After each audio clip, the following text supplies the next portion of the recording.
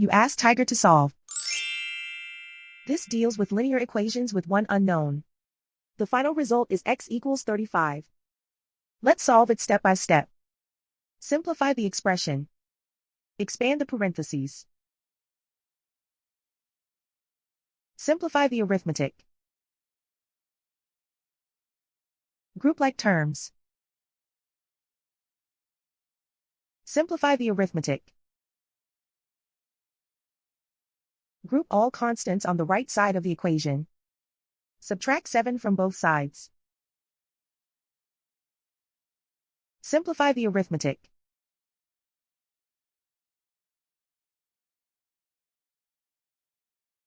Isolate the x. Divide both sides by 2. Simplify the fraction. Find the greatest common factor of the numerator and denominator. Factor out and cancel the greatest common factor. And so the final result is x equals 35.